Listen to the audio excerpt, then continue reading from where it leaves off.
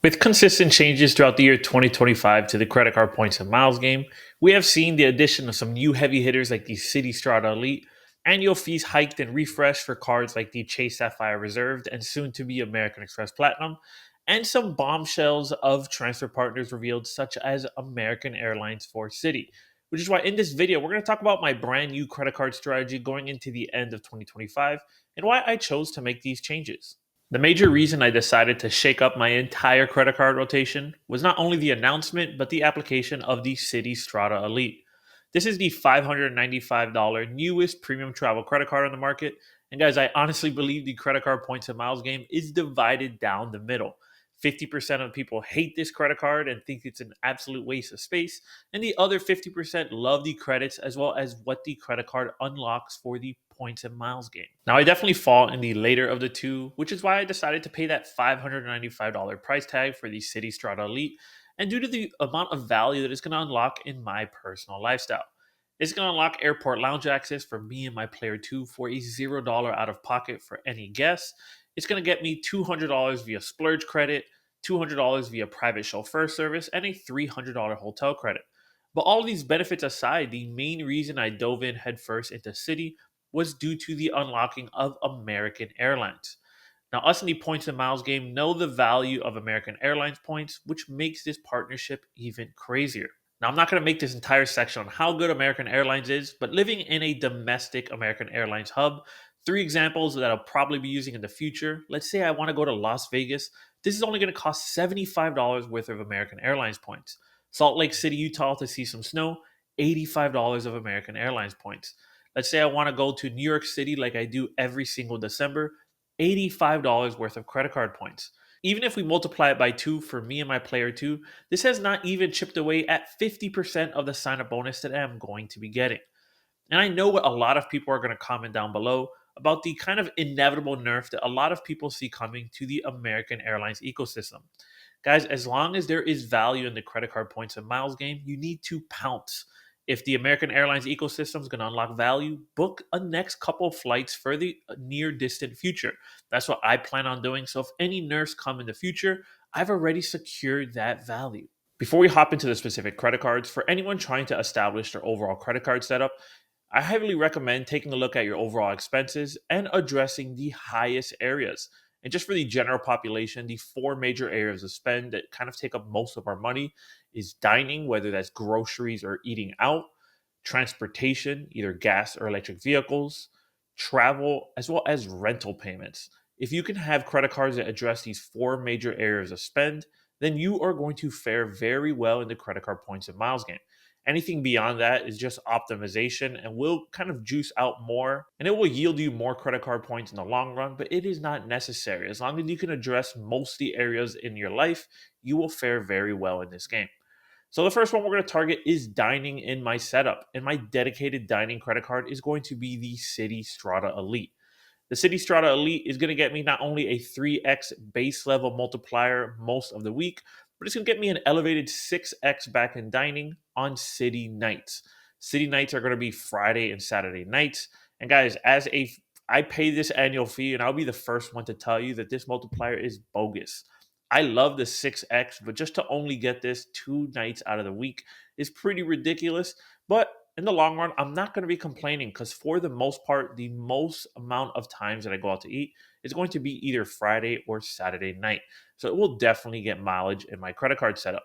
But when we look at the transfer partner, like we talked about earlier, being American Airlines, I'm essentially getting 6x back on Friday and Saturday and 3x back the rest of the week anytime that I eat out, which is amazing for me. Leaving the dining category and moving over to groceries, we are going to talk about the City Strata $0 annual fee credit card. Now, I haven't applied for that credit card, and I will be doing so today because it's officially been 11 days since I was approved for my City Strata Elite. City has this unspoken 8 and 65 rule that dictates that you cannot apply for more than 2 City credit cards in 8 days, which I've officially now been 11, and then you cannot apply for more than 2 cards in 65 calendar days. So I'll be kind of breaking the first part of the rule since it's now been 11 days, and hopefully I get approved because the $0 annual fee City Strata card is going to be my dedicated grocery credit card. As I've talked about in other videos, Walmart is usually where I do my grocery shopping, which it won't unfortunately code as groceries. So if that is the case, if I do go back to Walmart, I will utilize my City Strata Elite, which has a 1.5% catch all aspect to it. But ideally, now I am shopping at Trader Joe's, which just codes as groceries. So the City Strata card is going to get me 3x back on these groceries every 2 weeks that I go. And the best part, like we were talking about earlier, it's going to get me 3x essentially back in American Airlines miles, which again is better than any of the American Airlines offerings. Not only that, I spoke in another video about the kind of untalked about value of the preferred hotels and resorts. This transfer partner is going to transfer at a 1 to 4 ratio, so 3x back on groceries. If we can get that kind of 2 to 4 cents per point, as always, this is going to get exponential value. But this $0 annual fee credit card doesn't stop here. It's going to also address the 3x back on gas and EV charging. I'm going to kill two birds with one stone here because I'll be able to preload my wife's Apple Pay with this card, and I'll be able to secure 3x back on her gas multiple times a month. And then I'll preload this card into my Tesla app, where every time I use my supercharger, which I do about 2 to 3 times a week, I'll be securing 3x back. And as we talked about in the previous part, this is going to funnel directly into our American Airlines as well as preferred hotel and resorts multipliers. So these 3x is going to get us exponential value. But another cool miscellaneous aspect of this card, again, this is just for optimization purposes, and this will not make or break your setup, is the 3x back at the select of your choice. If you're unaware, you're allowed to pick one place to get 3x back on the City Strata card. That can be either pet food, it can be grooming, such as barbershops, salons, or where I'm going to pick is going to be fitness clubs, because me and my wife pay about $110 each for Orange Theory a month. So this $210 of expenditure at a 3% back is an additional $6 a month. Again, not life changing. This is not going to change our life by any means, but I love optimizing kind of charges that we already pay for. I want to optimize stuff so that we can travel for more and more. And these little things do add up at the end of the year. Now that we have dining, groceries, transportation, and some miscellaneous expenses covered with the City Strata Elite and City Strata, let's move on to the travel component. And my credit card setup definitely spreads the love for this specific component because the City Strata Elite and Strata with those big sign up bonuses are going to cover a large amount of travel in the future. But for the most part, Chase has always been my go to. And I have quite the Easter egg saved over there because earlier in the year, I worked on the Chase Business Unlimited, which was offering a 90,000 elevated Chase Ultimate Reward Point bonus. And I referred my player to for that 100,000 Chase Sapphire Preferred. And I as well received a 10,000 Chase Ultimate Reward referral bonus. So all in all, Chase is thriving and well. I have that Easter egg there for any Hyatt redemptions, any domestic travel, or even a 1.25 cents per point in the Chase travel portal. But the major booking for hotels, not only already booked, but going forward, is definitely in the Hilton ecosystem. Earlier this year, me and my player two bounced referral links off of each other on both the Hilton Honors as well as the Hilton Surpass, which yielded us not only over 300,000 Hilton Honors points, but the free night credits that accompany these as well. These free night credits carry crazy value, and we are utilizing one of them later this year in Rome at the Palazzo Manfredi, which overlooks the Roman Colosseum. And I'm working on my second one on the Hilton Surpass, which I have around like $4,000 left to spend by the end of 2025 that will yield us another free night credit. But the Hilton Honors, especially the Hilton Surpass, unlocks Hilton Gold status, which is one of my favorite aspects because Hilton Gold status makes our stays better. This is going to get us not only the $15 food and beverage credit for me as well as my player two. Just remember to put that you are two guests on the reservation to capitalize on this. But internationally, it's going to get us continental breakfast, which here in the United States is usually on the lackluster side. But from the videos I've seen, these five-star resorts usually have some pretty premium continental breakfast. So this alone is going to help pay for the annual fee on the Hilton Surpass. But we're going to capitalize also on that $50 quarterly credit on the Hilton Surpass that we can utilize on things such as room service or eating dinner on site. Focusing specifically on the Hilton Surpass, since I've had to put quite a large amount of spend, being $15,000 to trigger that second free night credit, depending on your interpretation of Hilton Honors points, usually dictates if you love this ecosystem or not. Most people value these Hilton Honors points at around zero point 0.5 cents per point, but the value can go on the lower side if you stay at some of the lower tiered Hilton hotels. But I personally recommend staying at either SLH properties or things like the Waldorf Astoria because you're going to easily be able to capitalize on a 0.75 upwards to 1 cent per point for every single Hilton Honors points, which would mean that 6x on dining is really 6x because you are getting 1 cent per point on the redemptions, or other multipliers like the 4x back on online shopping is legitimately 4x. If you're getting around zero point 0.5 cents per point, which is what I always tell myself, even if I get higher, so that the multipliers are realistic, still that 6x on dining is 3x, which is usually online with many kind of mid-tier credit cards, and you still get around 2x back on online shopping, which is solid. But all in all, I'm loving the Hilton ecosystems, guys. Drop me a comment below if you have a love or hate relationship with Hilton, because it's usually mixed amongst my viewers.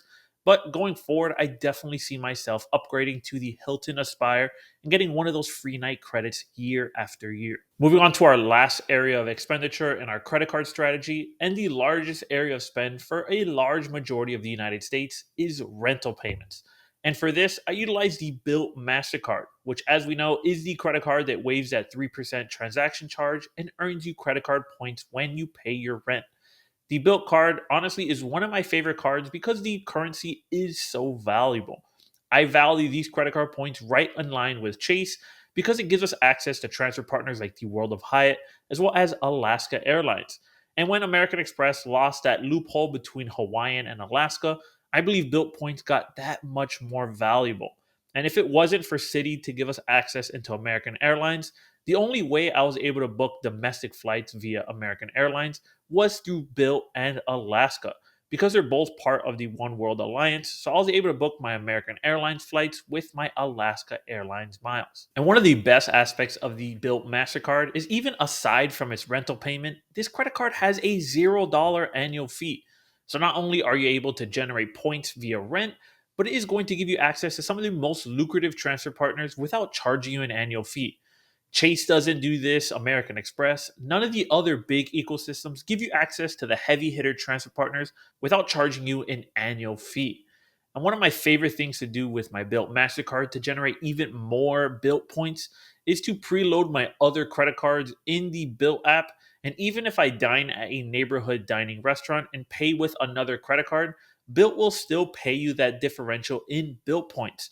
So if I dine out on a city night, let's say at 9 p.m., and pay with my City Strata Elite, I'm going to capture that 6x on dining. And if Built has a neighborhood dining restaurant that is offering 2 to 3x, Built will still give me that difference even if I don't pay with my Built MasterCard. This is another way you can optimize and stack and stack and stack those Built points and earn even more aside from your rental payments. I don't know why this card gets so much hate online, guys, with some of the gripes that it has going for it. It is a $0 annual fee credit card that allows you to pay your rent, achieve Built points, as well as maximize your overall credit card setup for $0 out of your pocket. Whereas that's going to conclude my credit card strategy going into the end of 2025. And while I do have other credit cards, like let's say the IHG Premier, unless I'm staying at a intercontinental property like I am later this month, it is not going to get any regular spend. And with Citi receiving much of the love in my credit card rotation, again, this can always change.